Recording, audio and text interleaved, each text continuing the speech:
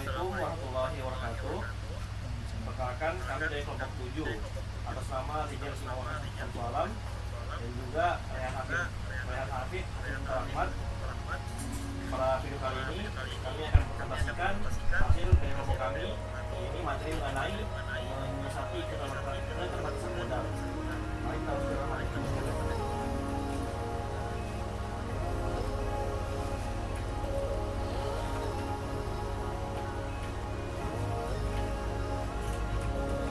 Jadi sebelum kita mencari modal maka pertama kita bisa lihat kembali apa yang sudah terjadi. Seringkali kita memiliki sumber daya yang bisa dimanfaatkan tanpa perlu mengeluarkan uang lebih. Misalnya, kita memiliki kemampuan tertentu seperti grafis, menulis, atau coding.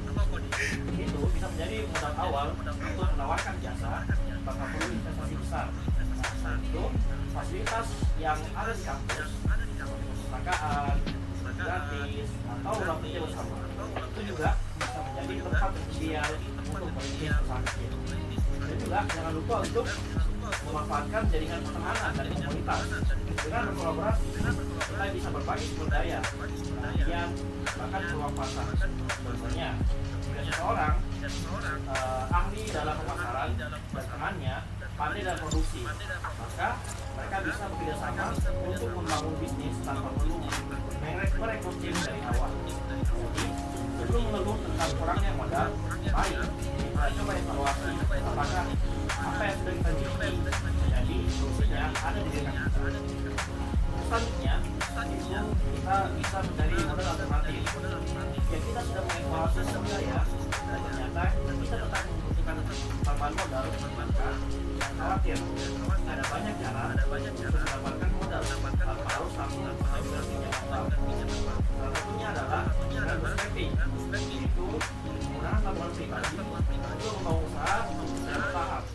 Ini memang membutuhkan pengelolaan keuangan yang baik, tapi kita bisa menghindarkan kita dari utang yang beresiko. Alternatif lainnya yaitu crowdfunding, di mana kita bisa melakukan penggalangan dana dari masyarakat yang tertarik dengan ide kita. Kita bisa menggunakan platform seperti Kitabisa, GoFundMe, atau Kickstarter. Banyak bisnis kreatif yang sukses mendapatkan pendanaan dari sini. Dan juga kita bisa mencari peluang hibah atau kompetisi bisnis, baik dari kampus, pemerintah, maupun organisasi swasta. Biasanya program seperti ini tidak hanya memberikan modal, tetapi juga memberikan pendamping dan juga pelatihan bisnis. Dan jika bisnis kita sudah mulai berkembang, kita bisa mempertimbangkan untuk mencari investor angel atau orang-orang yang bersedia memberikan kita dana sebagai pemula dengan imbalan saham atau keuntungan yang tepat. Intinya, keterbatasan modal adalah hambatan. Jadi kita tahu di mana harus mencari peluang. Yang penting adalah bagaimana kita bisa meyakinkan orang lain bahwa ide kita ini layak untuk. Dan untuk materi selanjutnya akan disampaikan oleh saudara Rehan Hafid. Kepada Rehan Hafid, kami persilakan. Oke, terima kasih atas kesempatan yang telah diberikan. Baiklah, saya akan menjelaskan manfaat teknologi untuk efisiensi biaya.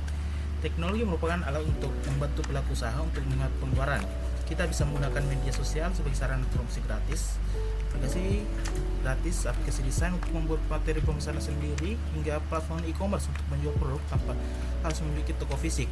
Selain itu, ada juga berbagai aplikasi manajemen keuangan, inventaris, dan komunikasi yang bisa digunakan secara gratis atau berbiaya rendah. Dengan memanfaatkan teknologi secara optimal, kita bisa menjalankan bisnis dengan efisien meskipun dengan modal terbatas. Next.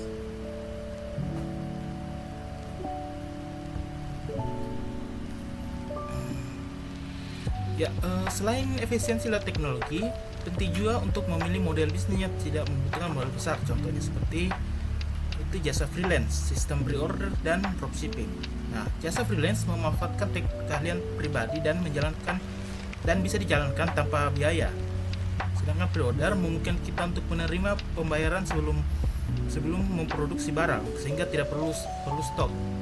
Dan sedangkan dropshipping menghilangkan kebutuhan menyimpan barang karena pengiriman langsung dilakukan oleh supplier. Model ini sangat cocok bagi pemula yang ingin memulai usaha dengan risiko yang rendah. Oke, next.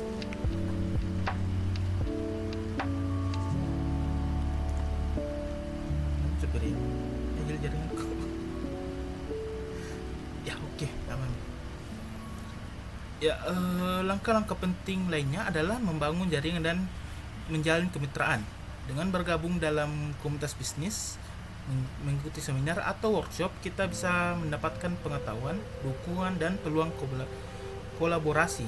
Kerjasama bisnis mungkin kita untuk berbagi sumber daya, memperluas pasar, dan menekan biaya operasional. Dalam dunia usaha, relasi yang kuat seringkali menjadi salah satu kunci utama untuk bertahan dan berkembang. Baik, sekian dari saya kembalikan ke rekan saya.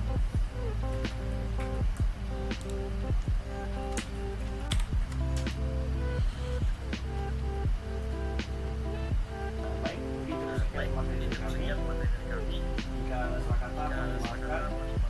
Wabillahi. Assalamualaikum warahmatullahi wabarakatuh.